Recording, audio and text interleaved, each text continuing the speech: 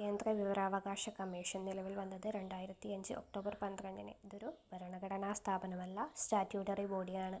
അംഗങ്ങൾ ചെയർമാനും 10 അംഗങ്ങളും. അംഗങ്ങളെ തെരഞ്ഞെടുക്കുന്ന സമിതിയിൽ പ്രധാനമന്ത്രി അധ്യക്ഷൻ, ക്യാബിനറ്റ് മിനിസ്റ്റർ, ലോക്സഭാ പ്രതിപക്ഷ നേതാവ്. കാലാവധി 3 വർഷം, 65 വയസ്സ്. നിയമിക്കുന്നത് രാഷ്ട്രപതി, നീക്കം ചെയ്യുന്നത് രാഷ്ട്രപതി.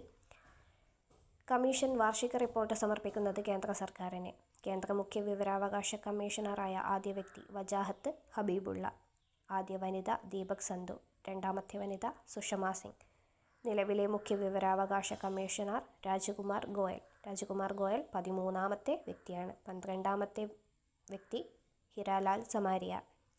International day for universal access to information September 28. വിവരാവകാശ നിയമത്തിൻ്റെ അധ്യായം 3-ൽ വകുപ്പ് 12 മുതൽ 14 വരെയാണ് കേന്ദ്ര വിവരാവകാശ കമ്മീഷനെക്കുറിച്ച് പ്രതിപാദിക്കുന്നത്.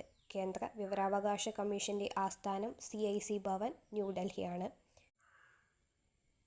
സംസ്ഥാന വിവരാവകാശ കമ്മീഷൻ നിലവിൽ വന്നത് 2005 ഡിസംബർ 19-നാണ്.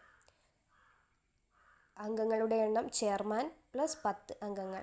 അംഗങ്ങളുടെ കാലാവധി 3 വർഷം അല്ലെങ്കിൽ 65 വയസ്സ്. നിയമിക്കുന്നത് ഗവർണറാണ്, നീക്കം ചെയ്യുന്നത് ഗവർണറാണ്. അംഗങ്ങൾ സത്യപ്രതിജ്ഞ ചെയ്യുന്നത് ഗവർണർക്ക് മുൻപിലാണ്. കമ്മീഷൻ വാർഷിക റിപ്പോർട്ട് സമർപ്പിക്കുന്നത് സംസ്ഥാന സർക്കാരിന്. അംഗങ്ങളെ തെരഞ്ഞെടുക്കുന്ന സമിതിയിൽ മുഖ്യമന്ത്രി അധ്യക്ഷൻ, മുഖ്യമന്ത്രി നിർദ്ദേശിക്കുന്നൊരു മന്ത്രി, പ്രതിപക്ഷ നേതാവ്. സംസ്ഥാന മുഖ്യ വിവരാവകാശ കമ്മീഷണറായ ആദ്യ വ്യക്തി പാലാട്ട് മോഹൻദാസ്. നിലവിൽ V ഹരിനായർ. വിവരാവകാശ നിയമത്തിൻ്റെ അധ്യായം 4 വകുപ്പ് 15 മുതൽ 17 വരെയാണ് സംസ്ഥാന വിവരാവകാശ കമ്മീഷനെക്കുറിച്ച് പ്രതിപാദിക്കുന്നത്.